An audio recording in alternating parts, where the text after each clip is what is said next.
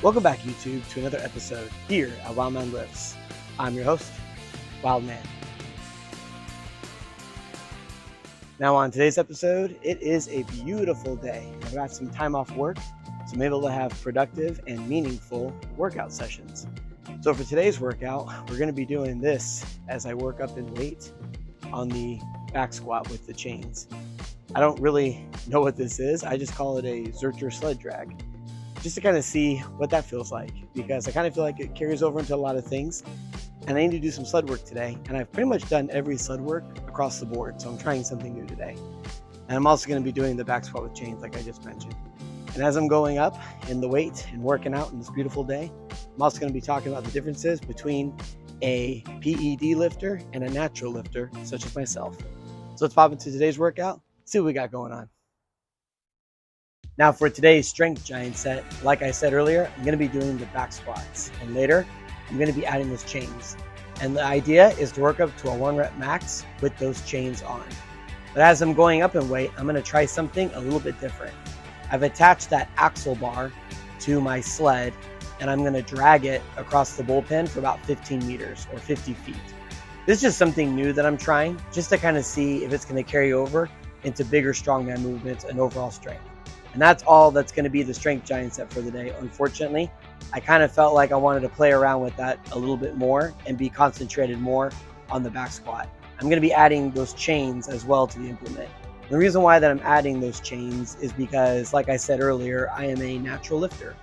And natural lifters need to train differently when we're going to try to compete with people who are on PEDs. So basically, when it comes to natural lifting like myself, a natural lifter goes to the gym, works out, takes a few days off because their muscles that they just worked out are sore.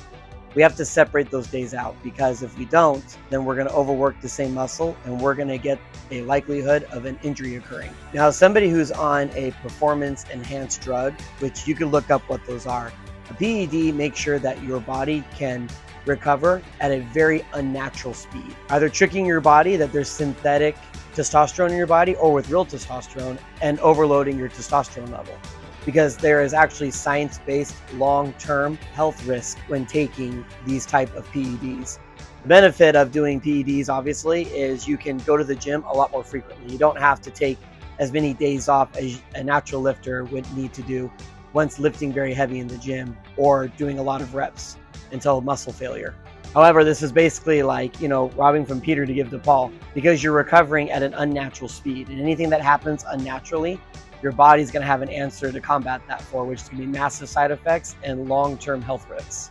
Now, although I'm a natural lifter, and I'm not going to lie, I'm not the best strongman or lifter in the world. However, I have a lot of friends that use PEDs because they were tired of going to the gym and not making any gains. So they thought that PEDs was the answer. But that's not the answer, because I can actually outlift a lot of my friends that are not like in specific weight training or Olympic training or strongman training. When those guys have like coaches and like set train programs that have been proven by science, those guys are beasts and monsters, not going to lie. However, I do have a lot of friends that want to lift big weight in the gym, and they think that getting on a PED is the answer and the secret to unlocking greatness. But the truth is that's not the truth, because I'm a natural lifter and I can outlift most of them. Not saying that my numbers are astronomical. I'm not half Thor Bjornsson pulling a deadlift world record every time I enter a show, but I do know how to train, and I do know how to make sets and reps work for me, and I know how to make them work for other people. Because of my knowledge and my research and my history, and through my trial and error and really listening to my body, I'm able to outperform most people that are on PEDs. They just want to be able to lift incorrectly and train incorrectly on their PED, and eventually they get some life-sustaining injury that's altering their life, but they also are now experiencing the side effects of those PEDs, and when they get off of it, then it's extremely detrimental. Now for my top set, this is going to be 10 pounds more than what I did on the axle bar the last time that I did back squat with those chains. So now it's on a barbell, and I really wanted to focus on my depth. That was the most important part of this whole entire lift, was making sure that I got the proper depth, because I didn't do it last time. And I did get the proper depth this time, and it was the appropriate amount of grind in order to finish at the top. So that ended up being the perfect lift, and I was very happy with how that went. After reviewing the video, that was a perfect lift. I couldn't have asked for anything better. It was a grind working all the way up, and I ended up hitting that lift 10 pounds more than I did on the axle bar from the last time I did this lift with these chains. So it's 10 pounds more than last time. It's on a barbell, and I was also able to go down to depth in a nice controlled manner and then to rise and have that nice grind. So that was a perfect set right there. Part of being a natural lifter as well is learning how to train with sets and rep schemes that are going to able to build with success over time. And sometimes I need to go for big lifts like this, and sometimes I need to dial it back and do things for reps. That's why the chains are so nice sometimes, because it's a lot easier on your central nervous system. So I'm able to train a little bit more consistently. All right, so now let's finish this workout strong by doing some more strongman movements and absolutely thrashing my legs after. So let's pop in and check that out. Now for the variation giant set, I was doing 3 rounds, and since this was a new implement, I really wanted to push myself and see what my limit was going to be. So I was doing 3 rounds of working up to a heavy axle bar zercher sled drag. I guess that's what we're calling it. I really am not sure. But I did kind of find, even during the lighter weight, that this worked my legs pretty well.